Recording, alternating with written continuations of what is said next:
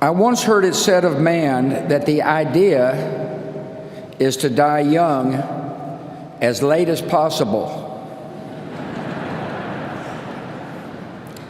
At age 85, a favorite pastime of George H.W. Bush was firing up his boat, the Fidelity, and opening up the 300 horsepower engines to fly, joyfully fly, across the Atlantic with the Secret Service boats straining to keep up.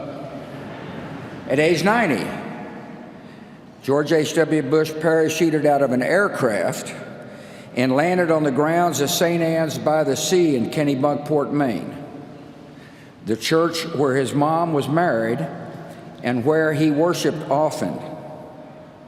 Mother liked to say he chose the location just in case the chute didn't open.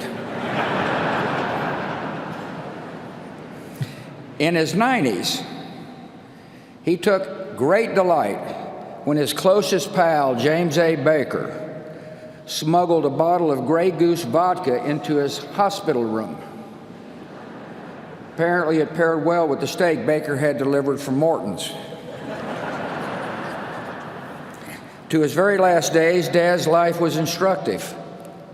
As he aged, he taught us how to grow with dignity, humor, and kindness. And when the good Lord finally called, how to meet him with courage and with the joy of the promise of what lies ahead. One reason Dad knew how to die young is that he almost did it, twice. When he was a teenager, a staph infection nearly took his life. A few years later, he was alone in the Pacific on a life raft, praying that his rescuers would find him before the enemy did. God answered those prayers. It turned out he had other plans for George H.W. Bush. For Dad's part, I think those brushes with death made him cherish the gift of life, and he vowed to live every day to the fullest. Dad was always busy, a man in constant motion, but never too busy to share his love of life with those around him. He taught us to love the outdoors. He loved watching dogs flush a covey. He loved landing the elusive striper. And once confined to a wheelchair, he seemed happiest sitting in his favorite perch on the back porch at Walker's Point, contemplating the majesty of the Atlantic. The horizons he saw were bright and hopeful. He was a genuinely optimistic man, and that optimism guided his children and made each of us believe that anything was possible. He continually broadened his horizons with daring decisions. He was a patriot. After high school, he put college on hold and became a Navy fighter pilot as World War II broke out. Like many of his generation, he never talked about his service until his time as a public figure forced his hand. We learned of the attack on Chichijima, the mission completed, the shoot down. We learned of the death of his crewmates, whom he thought about throughout his entire life. And we learned of the rescue. And then another audacious decision.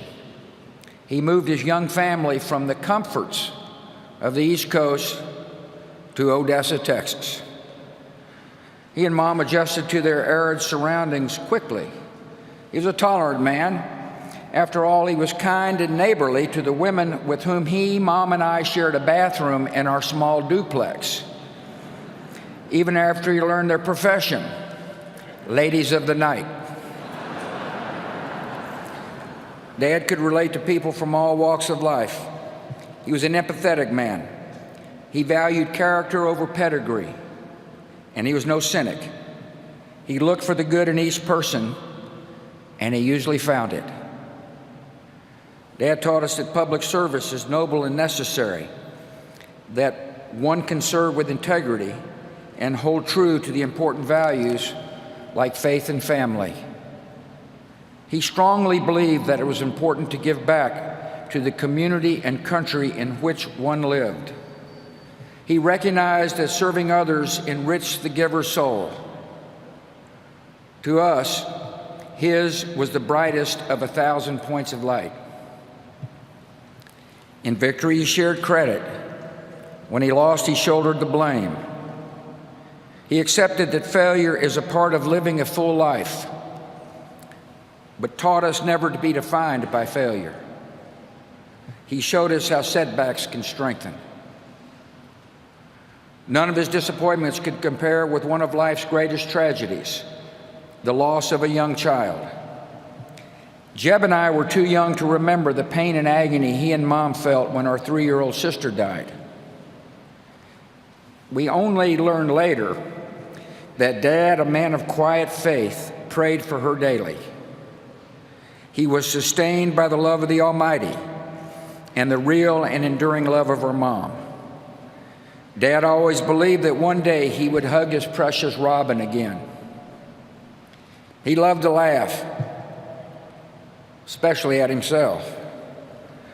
He could tease and needle, but never out of malice. He placed great value on a good joke. That's why he chose Simpson to speak.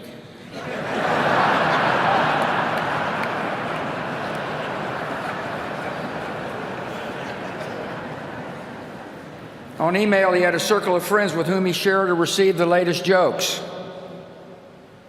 His grading system for the quality of the joke was classic George Bush.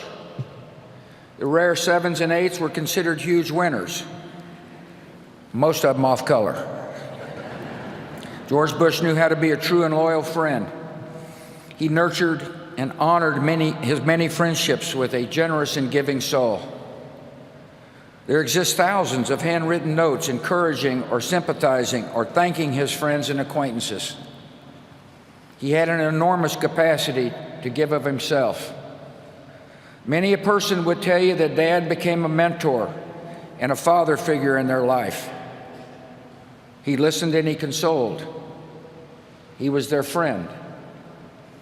I think of Don Rhodes, Taylor Blanton, Jim Nance, Arnold Schwarzenegger, and perhaps the unlikeliest of all, the man who defeated him, Bill Clinton. My siblings and I refer to the guys in this group as brothers from other mothers. He taught us that a day was not meant to be wasted. He played golf at a legendary pace. I always wondered why he insisted on speed golf. He was a good golfer. Well, here's my conclusion. He played fast so that he could move on to the next event, to enjoy the rest of the day, to expend his enormous energy, to live it all. He was born with just 2 settings: full throttle, then sleep. He taught us what it means to be a wonderful father, grandfather, and great-grandfather. He was firm in his principles and supportive as we began to seek our own ways. He encouraged and comforted, but never steered. We tested his patience. I know I did. But he always responded with the great gift of unconditional love. Last Friday, when I was told he had minutes to live, I called him. The guy answered the phone, said I think he can hear you, but he hadn't said anything for most of the day. I said, Dad, I love you and you've been a wonderful father. And the last words he would ever say on earth were, I love you too. To us, he was close to perfect, but not totally perfect. His short game was lousy. He wasn't exactly Fred Astaire on the dance floor. The man couldn't stomach vegetables, especially broccoli. And by the way, he passed these genetic defects along to us. Finally, every day of his 73 years of marriage, Dad taught us all what it means to be a great husband. He married his sweetheart. He adored her. He laughed and cried with her. He was dedicated to her totally. In his old age, Dad enjoyed watching police show reruns, the volume on high, all the while holding Mom's hand. After Mom died, Dad was strong, but all he really wanted to do was hold Mom's hand again. Of course, Dad taught me another special lesson. He showed me what it means to be a president who serves with integrity, leads with courage, and acts with love in his heart for the citizens of our country.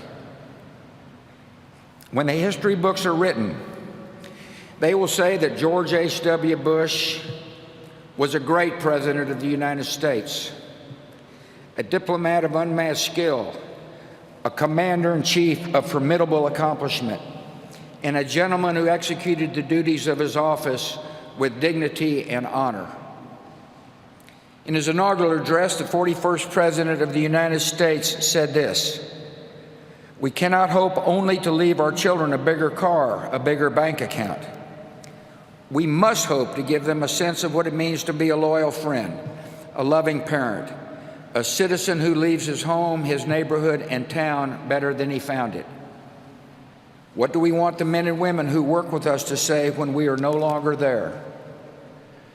That we were more driven to succeed than anyone around us, or that we stopped to ask if a sick child had gotten better and stayed a moment there to trade a word of friendship?"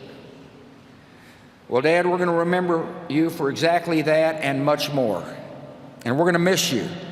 Your decency, sincerity, and kind soul will stay with us forever. So through our tears, let us know the blessings of knowing and loving you, a great and noble man, the best father a son or daughter could have. And in our grief, let us smile knowing that Dad is hugging Robin and holding Mom's hand again.